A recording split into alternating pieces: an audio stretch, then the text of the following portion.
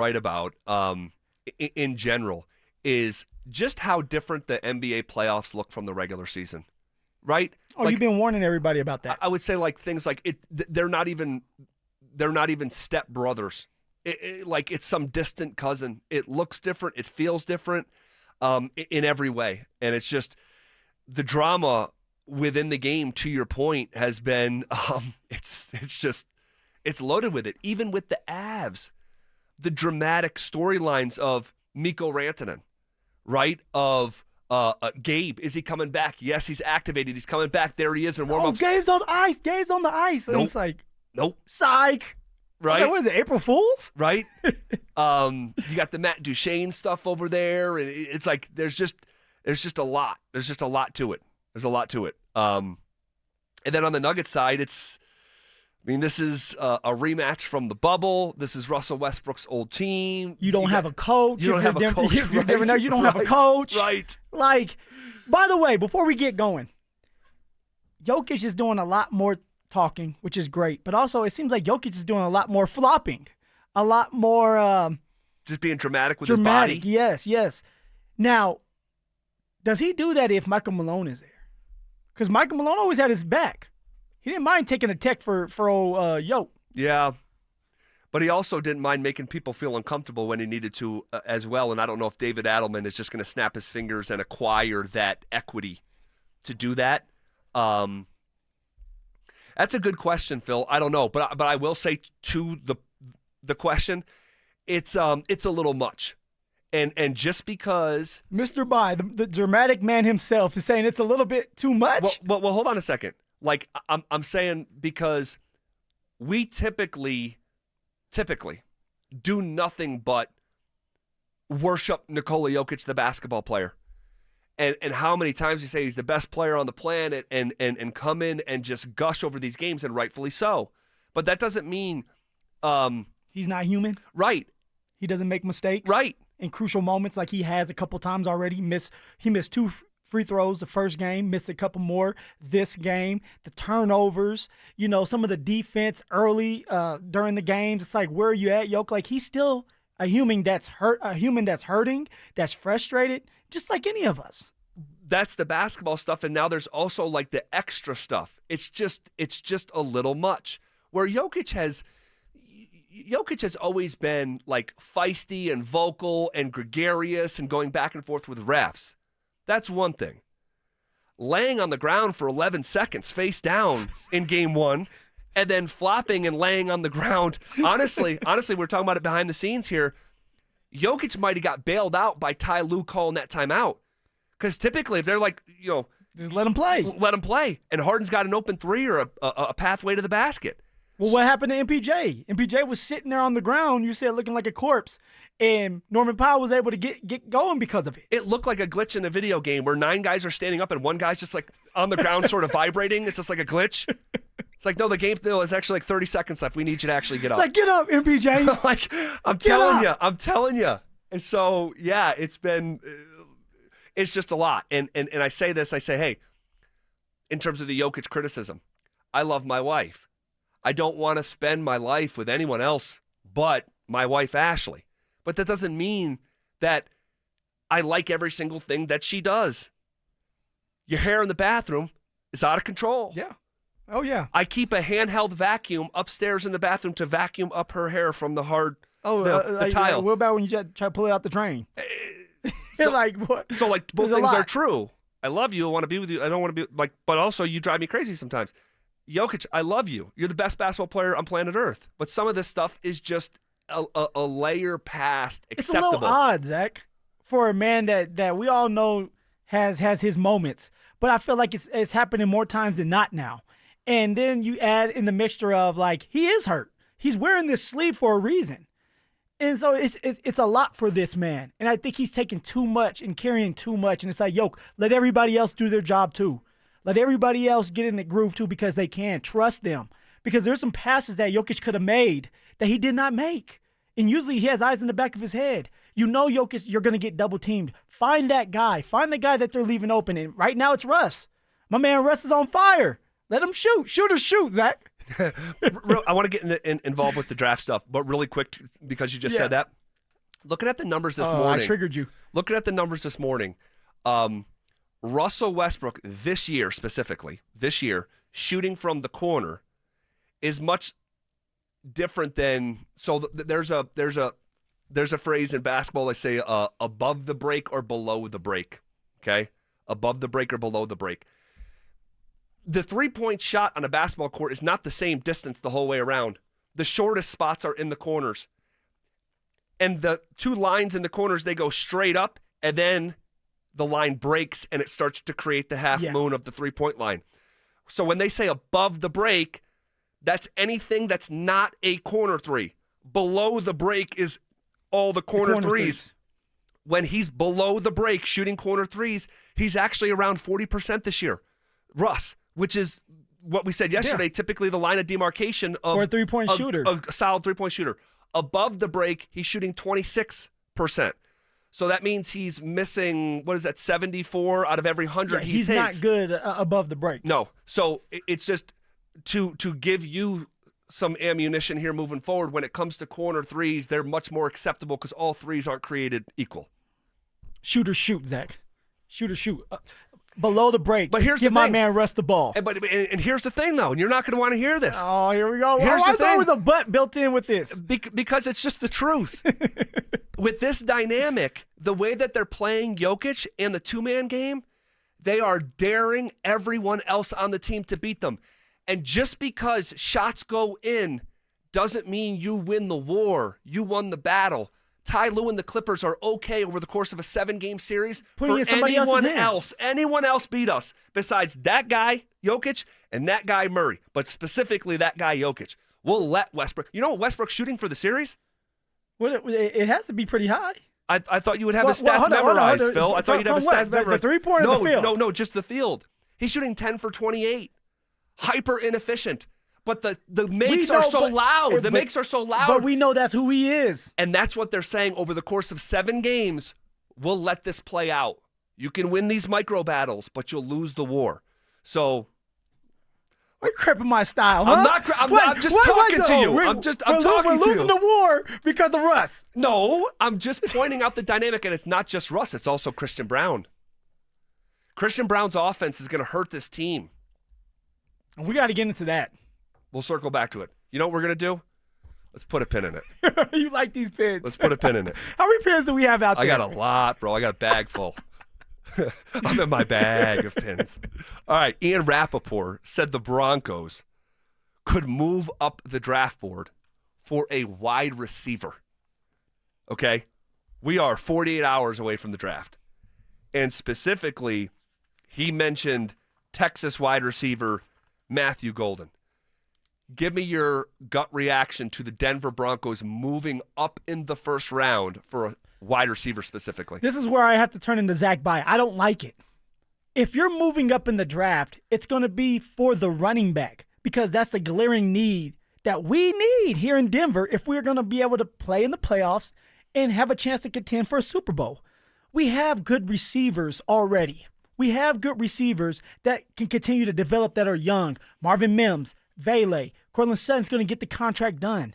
So why are we going to move up in the draft, probably give up a first and maybe something else, because I don't think it's going to be 2 firsts to move up, because I don't think we're moving up that far for a receiver. Probably not. Probably not. Yeah. But why are we moving up for a receiver when you need a running back? If we're moving up, it's for the running back. If not, you stay there, and I guess you can pick the receiver at 20 if that's what you want to do. But you need to pick a running back because we need him. It's a must, Sean, because I know Sean's the one taking this pick. It's a must.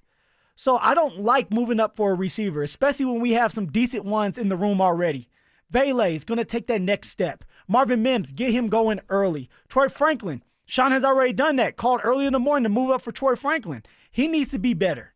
Cortland Sutton has a great connection with Bo Nix. And now you add Evan Ingram to the mix, who's going to bring a different dynamic to the game, and he's going to be able to stretch the field because of his athletic ability. So I don't like moving up for a receiver. If we're moving up, it's for a running back and a running back only. We don't need a quarterback, and usually that's when you move up. For a quarterback, maybe a pass rusher. Well, we have those covered. If you move up for the running back. I disagree with you saying you move up for the running back and the running back only. I'm done, Zach. I'm done with you. You just argued with me. No. You were blue in the face yesterday about moving up and out. You didn't want to move up. No, I did not want to move up. And now you're saying you're okay with it. No, I know. Is that what you just heard? You say you don't want, not just for a running back. No, well, if you're going to move up, I don't want to move up. I don't want to move up. But if you're going to move up, there exists a world where you could move up for another positional player other than a running back. Well, in this case, it's a receiver. Do you want to move up for a receiver? Absolutely not. Absolutely not. You just want to move up for the tight end, Colston Loveland, because that makes so much more sense. If you believe, and I guess this would apply to the wide receiver position as well, I guess. I didn't think about it this way. But, like, if you believe Colston Loveland is going to be a 10-year tight end in Denver, like, how nice has it been for the Niners the last decade having George Kittle?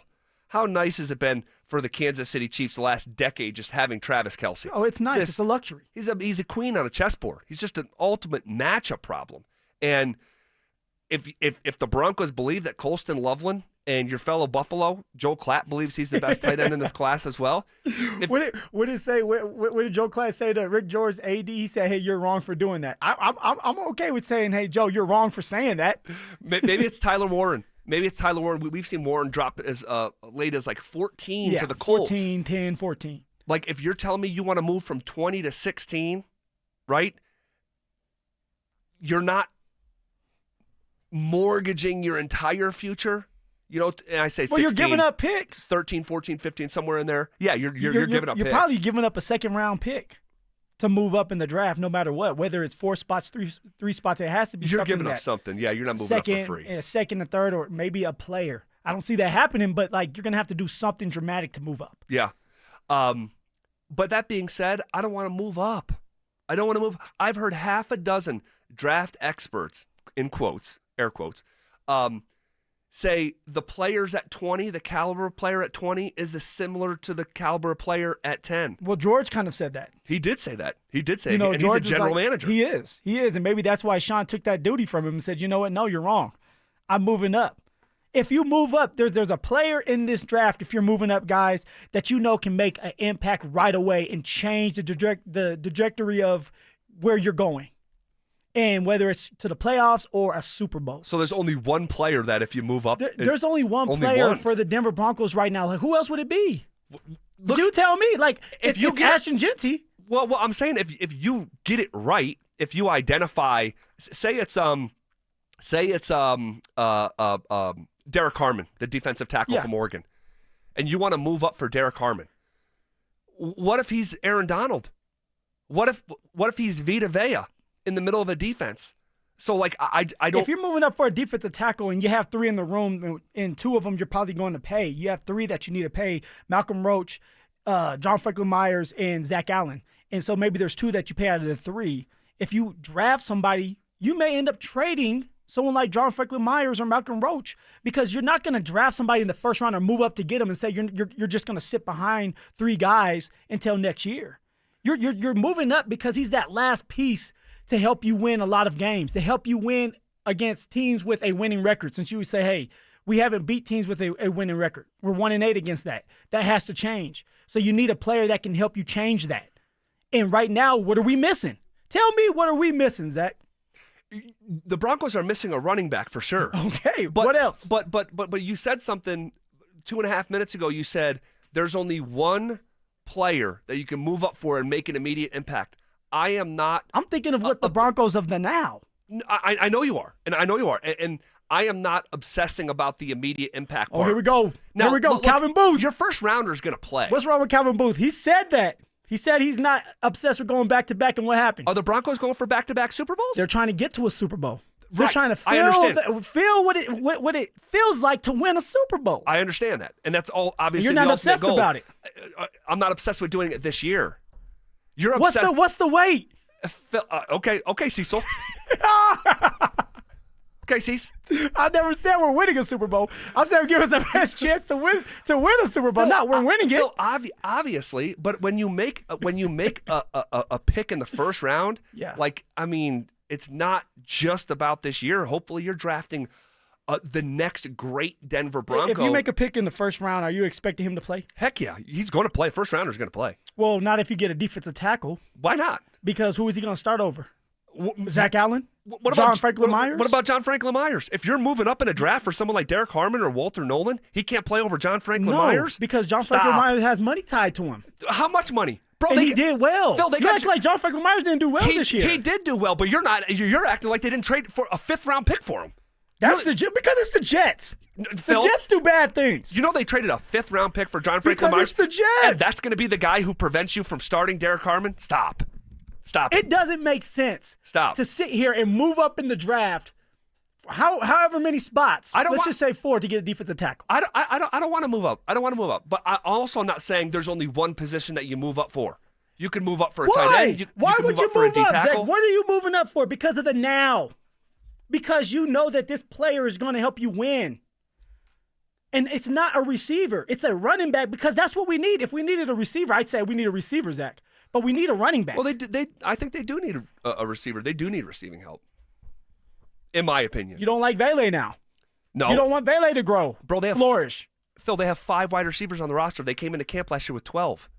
Their best wide receivers going into his 30s. So,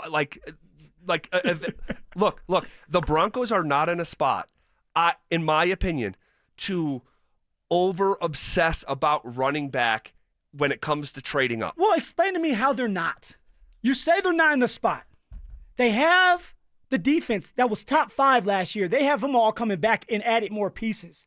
Their offense started rolling at the end of the year. You have a quarterback that's on a rookie deal.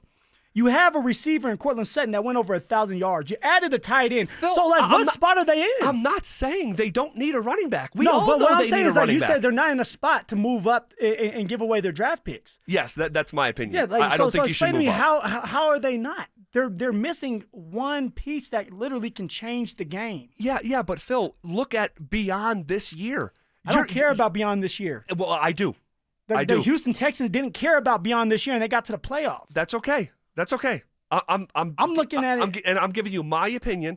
This next Bronco is going to be on the team for the next half decade, and I don't believe that the 1st-round pick has to be a running back. That's just where we disagree. Sean might not be here in a half decade. He might not. So, why am I thinking about this man for a half decade, or can I think of this guy that can help me in the next 2 years? Hold on, let me ask you a question. What are we actually disagreeing about? We're disagreeing about moving up, which okay, I don't want to do. Pretty much a running back. Because what you're saying, what I'm saying is if you move up, and the only piece is if you're moving up for the running back. That is it. And you disagree with me. Okay. I disagree with that. Because I think if you're moving up, you're thinking this guy's going to be an 8-year player for us. This guy could be a 10-year player for us. And I'm not just obsessing about the 2025 season. Although, obviously, there's a lot of Calvin Booth in your voice. I'm just telling you, the 2025 season is the most important season because it's the next one. But I don't think you operate in the 1st round with mortgaging future picks just thinking about 2025, right? These are young players. So that's all. So okay. Let's agree to disagree on that. Let's agree to disagree on that. You don't like moving up for a 1st round, for a 1st-round receiver. Yeah, for a 1st-round receiver. We don't need a receiver. We need a running back. And that's what I'm saying. Moving up in the draft, if you move up, it's because you're moving up to get a running back. I agree. Did you hear Ashton Genty say, and I don't know when this interview was done, but it came out today with Pro Football Talk, where he was asked by Mike Florio, what is the earliest you think you can go? And I would think 48 hours before the draft, he's got a really good idea from his agent on his draft status, the floor and the ceiling. He said the earliest I think I'm going to go is 6th overall. And then he said, what's the latest you think you're going to go? And he said 12th overall. Do you believe that that's probably the window for Genty? Yeah, I do believe that. One, the Cowboys are sitting at 12, and they still need a running back. Although they acquired Javonte Williams and Saunders. Miles Sanders? Miles Sanders.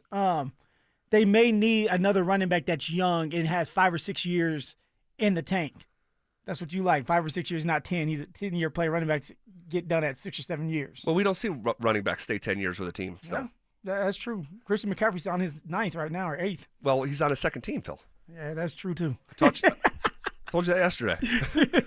But he's hearing the words, whether it's the Raiders telling them, hey, like, we promise if you're sitting there at 6, we're taking you, or the Cowboys saying, hey, we really want you. Maybe we'll move up, but if you fall to us, we're definitely taking you. And that's why he's so confident, Zach. It's because he knows he's either going 6 or 12. Yep. So with that said, just an extension of the conversation we had yesterday, because the real scuttlebutt yesterday was that the Broncos could be moving up. They're one of the few teams that are interested in moving up. And then Schefter gave the teams that could be open for business to move back. One of those teams is the Niners. The Niners pick at 11. If Genty believes the latest he can go is 12, if he gets past the Bears at 10th overall, the Bears could draft him. But if they don't, because it's going to cost even more to get inside within the top 10, if he gets past the Bears, and you could do a deal for Ashton Genty that is this year's first-round pick, okay, so you're moving up to 11, you're giving them 20, and you're giving them next year's first-round pick and a third-round pick. Would you move up for Ashton Genty with the San Francisco 49ers to the 11th overall pick for next year's first-round pick and a third-round pick, in addition to swapping this year's first-round picks? Well, we just had this big old argument, and I'm sitting in the now. And what I've told you before is, like, the missing piece is a running game. We need a running game no matter what. No matter if it's Ashton Genty, Amarion Hampton, Travion Henderson, DJ Giddens. Somebody needs to come in here and light a fire up under this team in the run game so that Bo Nix can continue to develop. So if I'm saying all that and I'm arguing with you, then I would, of course, sit here and move up to 11th, because that's not the top 10, so you should be okay with that. It's not top 10, it's not top 5, Zach. It's 11th. And you can get Ashton Genty, who, by the way, will come in and run for 1,000 yards as long as he's healthy. Oh, no, I agree with that. And Sean runs the ball, right? Run the damn ball, Sean. You have it always written on your play calling sheet. You have to do it now. If you're moving up to get Ashton Genty, you're doing it for a reason. And so, yes, I would definitely do that because he's the missing piece. If we get a run game to go with what we have already in the facility, you're competing and beating the Chiefs maybe this year twice. You're beating the Chargers maybe twice. The Raiders maybe twice. I'm not saying it's going to happen, but you give yourself that opportunity because of who you brought in. You're beating teams with a winning record because you can lean on a run game when things get tough. When things get tough and Bo Nix isn't playing well, you can just turn around and hand the ball off and let the offensive line get downhill.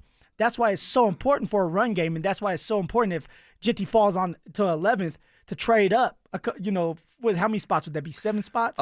No. It would be moving from 20 to 11, so that's 9 spots. Okay, 9 spots to get Ashton Genty. Like, that's something you do if you believe that you're close. And Sean's in the trenches and believes that he's close. He would definitely do that. Man, it is outside the top 10. And what did you say? I did not want to trade inside the top 10. I don't want nothing to do with the top 10. The top 5, because it was talking about top 5 with Jacksonville. Yes. And you were psychotic enough to entertain that conversation.